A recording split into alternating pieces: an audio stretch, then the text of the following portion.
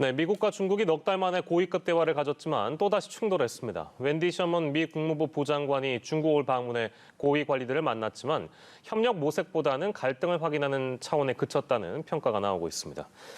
또 미국 뉴욕시에 이어서 캘리포니아주 또 소속 공무원의 코로나19 백신 접종 의무화 조치를 마련합니다. 밤사이 들어온 글로벌 뉴스 김지수 기자와 함께하겠습니다. 어서 오십시오. 안녕하세요. 네, 미중 고위급 인사가 만난 게 지난 3월 알래스카 회담 때였는데 이번에 웬디 셔먼 미 국무부 부장관이 어제 중국을 방문했습니다. 이 내용을 좀 자세히 만나보겠습니다. 네, 미 국무부 2인자인 웬디 셔먼 부장관이 미중 갈등이 그 어느 때보다 첨예한 때 중국을 방문했습니다. 셔먼 부장관은 바이든 행정부 출범 후 6개월여 만에 중국을 처음으로 방문한 최고위 인사입니다. 셔먼 부장관은 왕이 외교부장을 비롯해 중국 관리들과 만나 다양한 주제를 두고 솔직하고 열린 논의를 이어갔다고 국무부가 밝혔습니다. 그는 홍콩과 신장에서의 인권 탄압 등 중국이 국제 질서를 훼손하고 있다고 강한 우려를 표명했습니다. 특히 미국과 동맹, 파트너의 가치와 이익에 배치되고 국제규칙 기반 질서를 훼손하는 중국의 일련의 조치에 우려를 표했습니다. 홍콩에서의 민주주의 탄압, 신장에서의 대량 학살과 반인륜 범죄, 티베트에서 주민 학대 등 인권 탄압의 우려를 제기했습니다.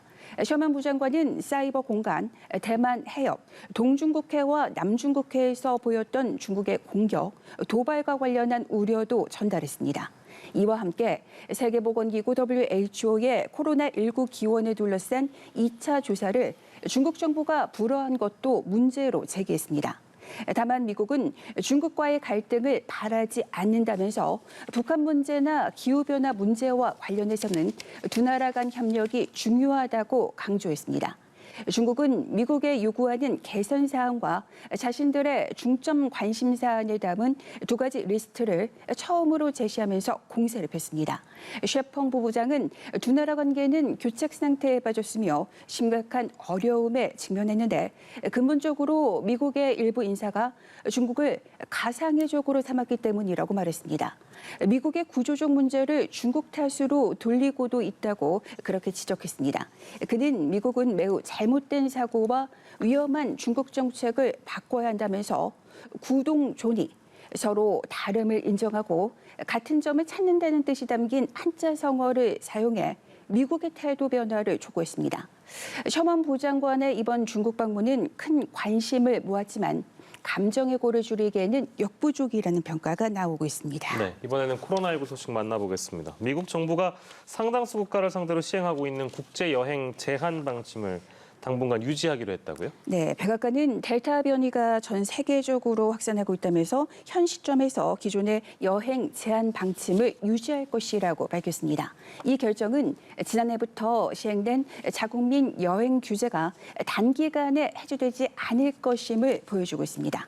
미국은 지난달 캐나다, 멕시코, 유럽연합 EU, 영국과 실무 그룹을 구성해서 국제 여행 제한 완화 여부를 살피고 있습니다.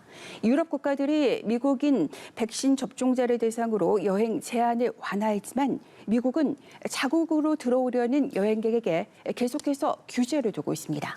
미 국토안보부는 국경을 맞대고 있는 캐나다와 멕시코와의 국경 폐쇄를 최소한 다음 달 21일까지 연장한다고 밝히기도 했습니다. 미 질병통제예방센터 CDC는 스페인, 포르투갈, 쿠바에 대한 여행 경보를 4단계로 상향하며 미국민의 여행 자제를 권고했습니다. 또 지난달 위험도가 가장 낮은 단계로 하향 조정했던 이스라엘을 3단계로 지정하기도 했습니다. 한국에 대해서는 기존의 1단계를 유지하고 있습니다.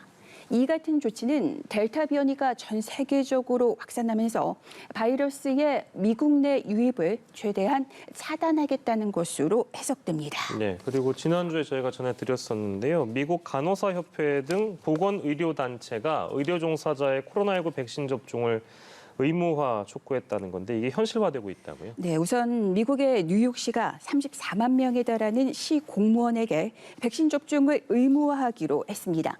백신 미접종자를 중심으로 델타 변이가 빠르게 확산하는 것을 막기 위해서입니다. 빌 더블라지오 뉴욕시장은 교사와 경찰을 비롯한 시소속 노동자 모두를 대상으로 오는 9월 13일까지 접종을 마쳐달라고 요구했습니다. 9월 13일은 뉴욕시의 100만 명 학생들이 학교로 복귀하는 개학일입니다. 더블라지오 시장은 9월 13일까지 모든 시 노동자들은 백신을 맞아야 하고 그렇지 않으면 매주 검사를 받을 것이라고 밝혔습니다. 뉴욕시에 이어 캘리포니아주도 주 정부 공무원의 백신 접종 의무화 조치를 마련합니다.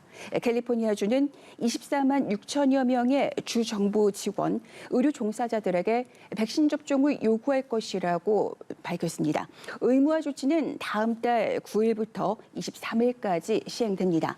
뉴욕과 캘리포니아의 접종 의무화 명령에 앞서서 미국 의사협회와 간호사협회 등 50여 개 보건의료단체는 의료 종사자의 백신 접종 의무화를 촉구했습니다. 연방기관도 직원 백신 접종 의무화 대열에 합류했습니다. 미 보훈부는 연방기관 중 처음으로 소속 직원들의 접종을 의무화했습니다. 이들은 아직 백신을 맞지 않았을 경우 8주 안에 접종을 끝내야 합니다. 바이든 행정부는 그동안 미국민의 자발적 접종을 독려했지만 이를 의무화하는 데는 거리를 뒀습니다. 그러나 미국 내 백신 거부자가 상당해 접종률이 정체를 보이는 데다 최근 대유행 조짐이 나타나자 접종을 의무화해야 한다는 목소리가 커졌습니다. 미국에서 2차 주사까지 맞은 접종 완료자는 전체 인구의 49%로 아직 절반을 넘지 못한 상태입니다. 네, 유럽 상황도 살펴보면 얼마 전에 영국에서는 모든 규제를 풀었었잖아요. 델타 변이가 확산되고 있는 상황에도 불구하고 그렇게 됐는데 현재 상황은 좀 어떻게 돌아가고 있습니까? 수치상으로는 영국에서 하루 신규 확진자가 5일째 감소하면서 정점을 찍었다는 낙관적인 그런 의견이 조심스럽게 나오고 있습니다. 그러나 지난 19일부터 규제를 대거 푼 영향이 아직 반영되지 않아서 좀 더 지켜봐야 한다는 신중론도 존재합니다. 영국의 신규 확진자는 25일 하루 2만 9천 명으로 지난 6일 이후 처음으로 3만 명 아래를 기록했습니다. 영국의 신규 확진자는 17일 5만 5천 명에 육박했으나 이후 증가세가 주춤하더니 20일 이후로 내리 감소했습니다. 다만 최근 유럽 축구 선수권 대회가 끝나고 학교가 방학에 들어가는 한편 날씨가 좋아져서 야외 활동이 늘어난 영향이 일부 있는 것으로 추정됩니다. 영국 언론은 확진자 감소가 집단 면역이 아니라 행동 변화에 따른 것이라면 신중할 필요가 있다고 지적합니다. 델타 변이가 초기에 퍼졌던 블랙번이나 볼턴 지역은 5월에 정점을 찍으면서 집단 면역에 도달한 것으로 보였으나 지금 확진자가 다시 늘고 있기 때문입니다. 영국 보건당국자들은 청년층이 백신을 기피하는 상황을 우려하고 있습니다. 18세에서 29세 가운데 3분의 1 정도가 아직 1차 접종도 안 한 상태입니다. 프랑스에서는 백신을 한 번 이상 접종한 사람들이 4천만 명을 넘어섰습니다. 마크롱 대통령은 한 번 이상 접종한 사람들이 전체 인구의 60%에 달한다며 이같이 밝혔습니다. 프랑스 전체 인구의 절반 정도는 접종을 모두 끝냈습니다. 프랑스 정부는 감염 통제의 초점을 접종 확대에 두고 있습니다. 프랑스 의회는 어제 음식점과 영화관을 비롯한 50인 이상이 모이는 곳을 방문하기 위해서는 백신 접종을 마쳤다는 사실을 증명하는 보건증명서, 이른바 백신 여권 제시를 의무화하는 법안을 최종 의결했습니다.